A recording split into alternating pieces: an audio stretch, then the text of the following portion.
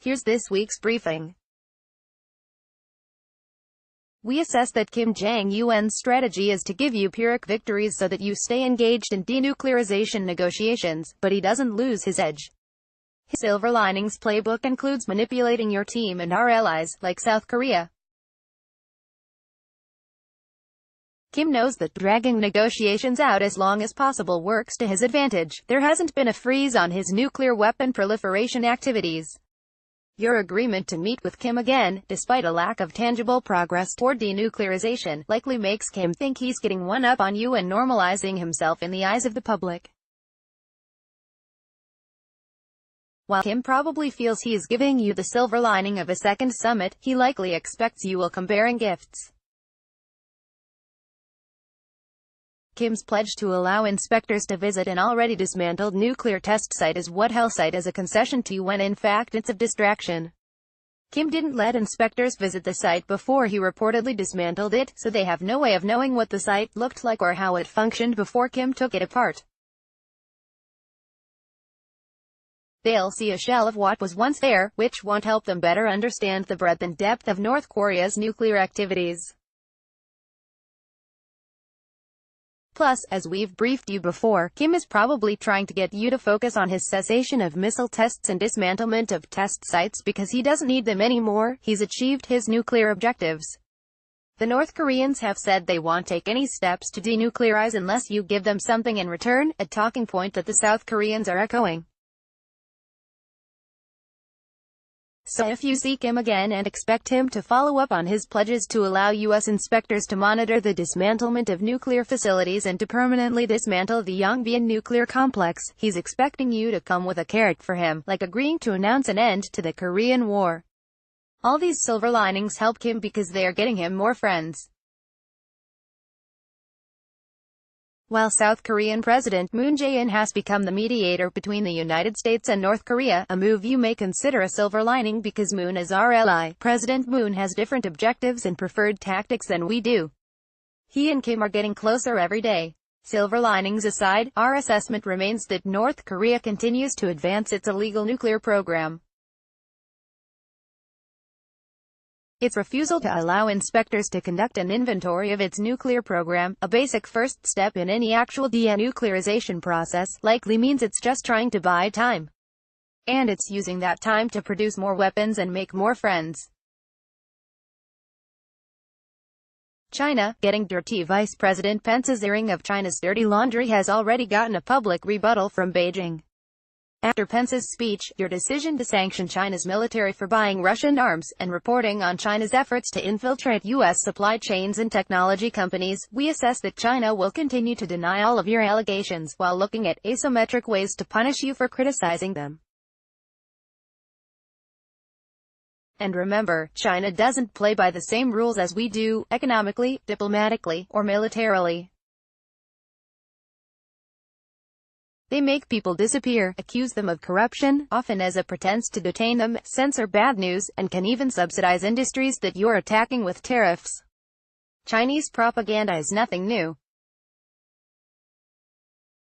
Its overt information warfare activities have been outed for some time, and the Department of Justice's decision to require some Chinese media outlets to register as foreign agents is a prime data point. Your focus on their propaganda efforts, however, will probably lead them to criticize how your policies hurt Americans and break international rules. They think it really gets under your skin. China will probably respond to you in other ways, too, just as a reminder that they can. We expect to see enhanced bullying of Taiwan, because the Chinese think Taiwan matters to you, more military shows of force and obstacles for U.S. military initiatives. China may even pressure Kim Jong Un to embarrass you and your negotiating team. They know you blamed them for a stall in denuclearization negotiations this spring. As North Korea's most important trading partner, they have leverage. Because of the massive costs of a direct military confrontation with China, and because you didn't use military force against North Korea, the Chinese probably think your risk appetite for a direct military confrontation in the South China Sea, for example, is low even if you conduct freedom of navigation exercises. The Chinese probably assess that you like to have good meetings with other heads of state. Your record on tough face-to-face conversations with rival and enemy powers is thin. The Helsinki and Singapore summits, as well as your trip to China last year, are sparse on direct confrontation. They probably assess that you'll want to have a good meeting with President Xi at the G20 in November, especially because you've called him a friend. While they don't doubt your conviction on trade-related issues, based on your willingness to hit them with tariffs, they probably don't think that you'll move ahead with sanctioning Chinese officials ahead of your meeting with Xi, either for human rights abuses or election interference, because you don't want to push the envelope too much ahead of your bilateral meeting. A decision to levy sanctions on China would probably change at least part of their calculus. Russia, lazy boys. Putin's intelligence is either increasingly incompetent or getting lazy. Russia's military intelligence agency, GRU, has penetrated some of the world's most sensitive systems, from our elections to nuclear power plants, Americans' homes, international institutions, and more, but their fingerprints are increasingly hiding in plain sight. GRU agents were caught red-handed during an operation in the Netherlands, which isn't surprising. They weren't exactly working hard to conceal their activities. They traveled on Russian diplomatic passports, for starters, not exactly deep cover, as many Russian diplomats engage in espionage while on a sensitive mission to hack into the Organization for the Prohibition of Chemical Weapons, OPCW. Russia has highly advanced covert capabilities. As we saw, their operation to interfere in our elections went undetected for some time. This time, it didn't try very hard to cover its agents' tracks or maintain its operational security while deployed. Nor did the GRU go to great lengths to conceal its agents' movements and activities surrounding the chemical weapons attack in the UK against a former Russian double agent, Sergei Skripal. The perpetrators of the Skripal attack had poorly disguised cover stories and documentation. Other reporting now shows that hundreds of GRU agents may have actually listed GRU buildings on their vehicle registration, effectively outing them as intelligence agents.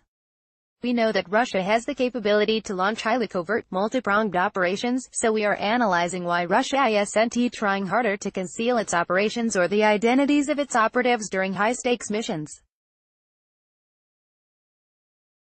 The Russians have either gotten lazy. In his second run as president, Vladimir Putin may feel so empowered he just doesn't think he has to try that hard, leading to operational sloppiness. Or, Russian intelligence is a dimming bulb, incapable of taking the most basic steps to maintain cover. The dimming bulb assessment is less plausible, based on our analysis of Putin's penchant for relying on the GRU for sensitive operations and likely resourcing it with both the funds and personnel needed to keep Russian intelligence sharp and active. It's more likely that Putin just doesn't care as much if his agents get caught because he doesn't fear the repercussions. We assess that he's okay digesting any costs associated with being outed and punished, whether punishment comes in the form of DOJ indictments, public condemnations, or diplomatic expulsions. After the UK's recent exposure of Russian cyberattacks and concomitant announcement that the UK is looking into additional sanctions, the ruble did suffer against the dollar. Targeted sanctions may be the one way to really get Putin's attention. Until he fears the costs of acting out, covertly or overtly, we do not expect him to try much harder to conceal his efforts.